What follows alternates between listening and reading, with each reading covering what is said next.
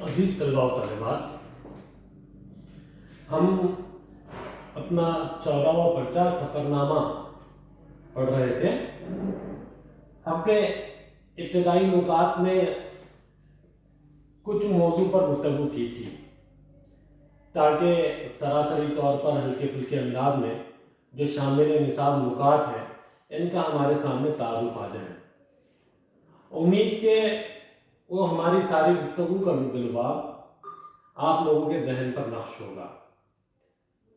اب دراصل ہم کو شامل نصاب سفرنامہ اور سفرنامہ سے بحث کرتے ہوئے وہ سارے نکات جو ہم کو نصاب میں شامل ہیں ان پر تفصیلی گفتگو کرنا ہے۔ ایک تو سفرنامے کی اہمیت کیا ہے، سفرنامے کیوں ضروری ہے، سفرنامے کے فوائد کیا ہیں، نصاب میں سفرنامے کیوں شامل کیے گئے، اس سے سماج کا کیا فائدہ ہے، اس سے ہماری نسل کا فائدہ کیا ہے اور آنے والی نسلوں کو اس سے کیا فائدہ ہوگا، انشاءاللہ اس پر ہم گفتگو کریں گے۔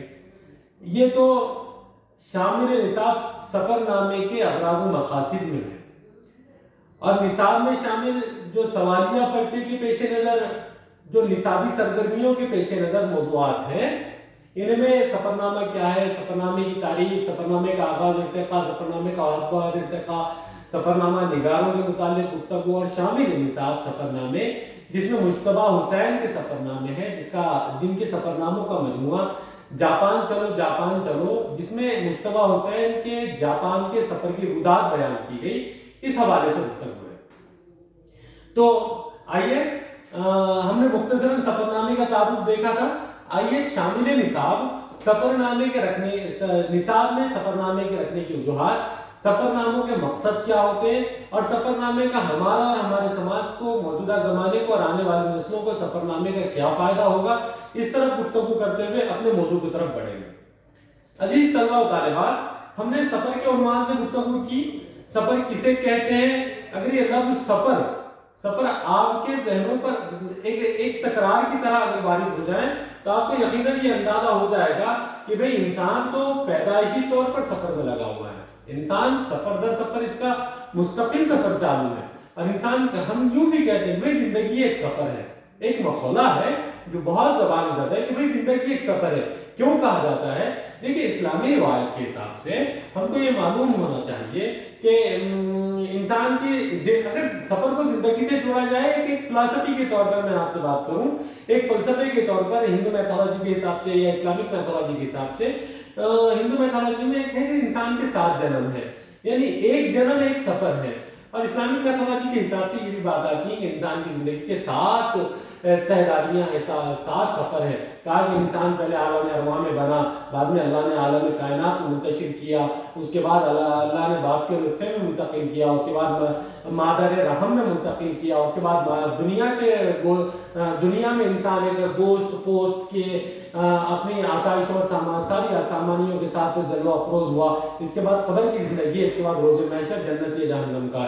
یہ انسان کی روح سے لے کر موت، اور موت سے لے کر جزا و سزا تک کا یہ انسان کی زندگی کا ایک سفر ہے۔ یہ تو ایک میتھولوجی، ایک اسلامک فلسفے کے اعتبار سے بات ہوئی، لیکن اگر ہم دیکھیں تو ہم کو معلوم ہوگا کہ یقیناً انسان کا اور سفر کا جوڑی دامن کا ساتھ ہے، انسان کا اور سفر، کیونکہ انسان جس طریقے سے ابھی میں نے میتھولوجی کے حساب سے یا فلسفے کے حساب سے آپ سے گفتگو کی، سامنے سفر کی رودات بیان کی، اگر اس کو ہم تھوڑا سا پریکٹیکلی میں اور سوچیں تو ہم کو معلوم ہوگا کہ یقیناً انسان ایسا کوئی شخص ہے نہیں جو یہ دعویٰ نہ کرے، جو اس بات کا انکار کرے کہ میں نے کبھی زندگی میں سفر کیا ہی نہیں ہے۔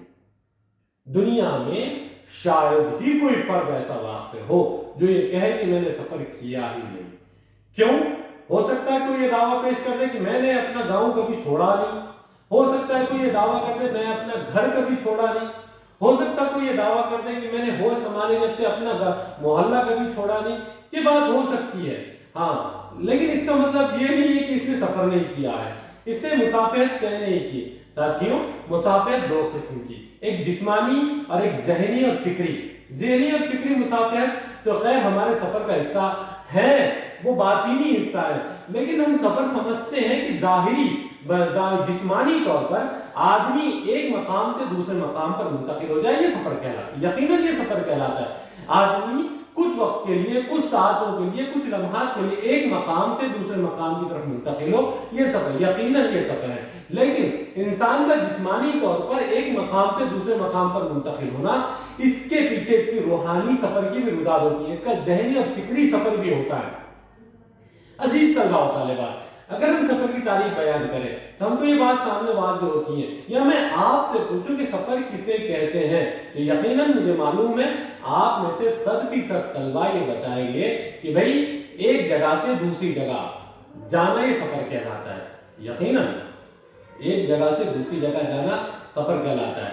और सफर के लिए दरकार जो अशिया अज्जा हैं, एक तो हमारे बजाते खुद मौजूद होना, दूसरे मसाफत, एक तो मसाफत तय करने के लिए वक्त का दरकार होना, तीसरे सवारी का दरकार होना। ये तीन अवामिल जब तक मुकम्मल नहीं होते एक सफर मुकम्मल नहीं होता। अगर आदमी खुद मौजूद हो, उसके पास वक्त ही ना हो, सफर नहीं कर सकेगा। अगर आदमी मौजूद हो, वक्त भी और सवारी ना हो, तो सफर नहीं कर सकेगा। या उसको चलने फिरने के जो मुंतकिली के जो अज़ा है वो अगर उसके शामिल ना हो, सफर ना करेगा। ये तीन चीजें इंसान के जाहिरी सफर के लिए लाजमी हैं। और आदमी जब जाहिरी सफर का तय करता है तो उसका फिक्री सफर खुद ब खुद उसके साथ। अब फिक्री सफर एक अलग चीज, इंशाअल्लाह इस पे हम फिर गुफ्तगू करें। जाहिरी सफर की तरफ आइए तो हमको मालूम होता है कि सफर इंसान का एक मकाम से दूसरे मकाम पर जाना सफर है। यकीनन एक मकाम से दूसरे मकाम पर मुंतकिल होना सफर है। क्या सिर्फ इंसान एक मकाम से दूसरे मकाम पर जाता है तो यही सफर है? क्या इसे ही सफर कहेंगे? हाँ, जाहिरी तौर पर इसे सफर कहेंगे। लेकिन इसके साथ साथ इंसान अपनी फिक्री सफर पर होता है, अपने क्या कहेंगे आजमाइशी सफर पर होता है। हमा किस्म के अक़साम होते हैं। अब सफर अगर इंसान एक मकाम से दूसरी तरफ मकाम पर मुंतकिल हो तो एक माहौल छोड़कर दूसरे माहौल में जाता है, एक फिक्र छोड़कर दूसरे फिक्र में जाता है, एक तहजीब व तमद्दुन छोड़कर दूसरी तहजीब व तमद्दुन में जाता है। यानी आदमी का एक मकाम से मुंतकिल होना सिर्फ एक मकाम से मुंतकिल होना नहीं होता, बल्कि तहजीब से, तमद्दुन से, माशरे से, मईशत से, सियासत से, हर चीज से, एक मुस्तकिल तौर पर माहौल से, आबो हवा से, इन सब चीजों से इंसान का सफर करना होता है। इसलिए सफर को हदीस की किताब में सफर बिल हज़र कहा कि सफर बिल जफर कहा कि सफर कीजिए कामयाबी हासिल होगी। क्योंकि सफर एक कामयाबी की अलामत भी है। इस वजह से कि आदमी अपना मकाम छोड़कर किसी मुकाम पर जाता है तो यकीनन वो सफर में है। उसको जो मकाम के दौरान उसको जो मुशाहिदात होते हैं, जो तजुर्बात होते हैं, जो उसके एहसासात होते हैं, जो इल्मी और फिक्री उसके जहन और फिक्र की नशोनुमा होती हैं, जो तब्दीलियां रोनुमा होती हैं, ये भी इसके सफर का हिस्सा है। और इससे आदमी अपने मुशाहिदात से, अपने तजुर्बात से, अपने तजियात से, अपनी फिक्र, अपने इल्म के बरोए कार लाते हुए अपनी जहन और फिक्र में जो तब्दीलियां लाता है, जो अपनी तरक्की तरवीज होती है, वो इंसान की कामयाबी की जमानत होती है। इसलिए सफर बिल जफर भी कहा जाता है। और अगर आगे हम चलते हैं तो हमको मालूम होता है एक और हदीस मिलती है जिसके ताल्लुक से है कि सफर जहन्नम की घाटियों में से एक घाटी है। अब सफर को जहन्नम की घाटियों में से एक घाटी क्यों कहा गया? अगर हम देखें तो हमको मालूम होगा कि जितना हमने अभी पॉजिटिव अप्रोच से, मुस्बत रवैये से सफर को सोचा, थोड़ा दूसरे पहलू से सोचिए, हमारे पास मालूम होगा कि सफर तय करने के लिए इंसान को सबसे पहले अपने आप को ज़हनी तौर पर तैयार करना होता है। कुछ सफर इंसान के शौकिया सफर होते हैं, कुछ सफर इंसान जबरदस्ती बेवजह अपने ऊपर दिल नहीं चाहते हुए भी सफर की मुसाफत उसे तय करना पड़ती है। तो जो नागवारी के अंदर जो सफर होते हैं, जो उसकी ज़हनी फिक्री नागवारी का सबब होते हैं, उसकी जिस्मानी सेहत के नागवारी का सफर होते हैं, कुछ उसकी मसाफियत की सवारियों की तकालीफ और सोबतें होती हैं, कुछ रास्ते की सोबतें होती हैं, कुछ ऐसा मामला होता है जहां आदमी पर गिरा गुजरता है। ये गिरा गुजरना, ये रास्ते की सोबतें, ये सफर के दौरानिए की सोबतें, ये इसकी फिक्री इल्जाम ये सारी चीज़ें जब इंसान के जिस्म पर हावी होती हैं तो इंसान का जिस्म, फिक्र और रूह बोझल हो जाती है। इसका ये बोझलपन यकीनन इसके जिस्मानी और रूहानी तौर पर तकलीफदा साबित होता है। ये तकलीफदा साबित होने की वजह से इंसान अपने आप में नकाहत और कमज़ोरी महसूस करता है। ये नकाहत और कमज़ोरी इंसान के ऊपर इतनी हावी होती है कि इंसान अपने जिस्म और एक हिजानी का शिकार होता है। इसलिए ये सारी मंफी असरात जो सफ़र के इंसान जिस्म पर पड़ते हैं, फिक्र पे पड़ते हैं, रूह पर पड़ते हैं, इसलिए कहा कि सफ़र जहन्नम की घाटियों में से एक घाटी है। बहरहाल सफर के दोनों माना है, दोनों पहलू है, लेकिन सफर का ये पहलू कि सफर बिल जफर, सफर कामयाबी की अलामत है, कामयाबी की तरफ ले जाता है। ये सफर के मनफी पहलू से ज्यादा मजबूत पहलू पर गम। इसीलिए शामिल निसाब सफरनामों से हमको जो सफरनामा निगारों के हवाले से जो गुफ्तगू की गई है, जो उनके मुशाहिदात, जो तजुर्बात, जैसे जापान चलो सफरनामे में मुश्तबा हुसैन का जो हिंदुस्तान से जापान का सफर हुआ, मुश्तबा हुसैन ने तारीख ब तारीख हिंदुस्तान से लेकर जापान तक की अपनी सफर की सारी रुदात लिखी। मुश्तबा हुसैन एक हाजिर दिमाग, पुरमग़्ज़ शख्सियत है, अपनी जुबान और कलम पर उबूर रखते हैं। इन्होंने जितने सारे लवाज़िमात को उसके अंदर अपने मुशाहिदे, अपने तजुर्बे, अपनी फिक्र, अपने इल्म, अपने तंज़, अपने मिज़ाज, अपने माहौल को पेश नज़र रखते हुए जो सफ़र को कलमबंद किया है। अगर हम इसकी तरफ चलते हैं तो हमको मालूम होता है कि जब हम सफ़रनामा जापान मुश्तबा हुसैन का पढ़ते हैं तो ये मालूम होता है कि हम किताबों में लफ्ज़ों से नहीं बल्कि जिंदा जागती तस्वीरों के साथ खेल रहे हैं। हमारे सामने सफरनामा जापान चलो अगर उसका कोई मंजर हमारे सामने आए तो यूँ मालूम होता है कि मुश्तबा हुसैन ने उसकी मंजरकशी कुछ इस तरीके से की कि हम खुद वहाँ पर मौजूद हैं।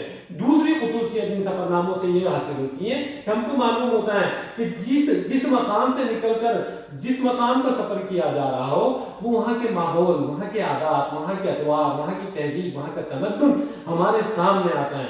यकीनन आज से 20-25 साल पहले का सफरनामा पंजाब का, जापान का, उस वक्त के जापान के हालात जो एक तारीखी दस्तावेज बनकर हमारे सामने मौजूद है। सफरनामा एक वक्त में एक तारीख है, तारीख लिसानी तारीख है, अदबी तारीख है, तहजीबी तारीख है, तमद्दुनी तारीख है, माशरती तारीख है, सियासी तारीख है, तज़किया व तबसराती तारीख है, जो एक कूजे में दरिया समेटने के बराबर एक सफरनामे का हिस्सा।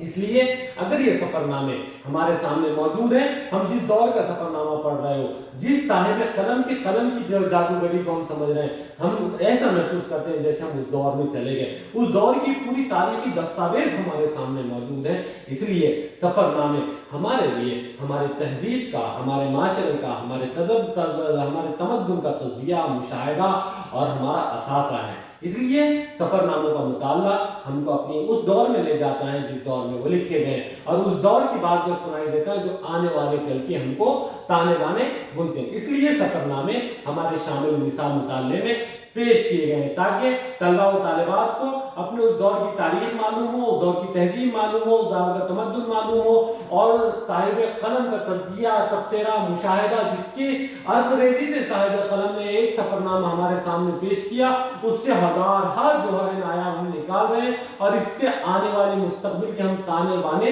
बुनने वाले बने। या फिर अगर किसी वक्त हम वो सफर तय करें जिसका सफरनामा हमने पढ़ा, उसके मुशाहिदात में हम अपने तजुर्बे और तज़किये से क्या इजाफा कर सकते हैं और क्या नई चीज़ हम ढूंढ के ला सकते हैं, इसकी तरफ भी हम तवज्जो दें। इसलिए शामिल निसाब सफरनामे हमारे दौर की तहजीबी असासा है।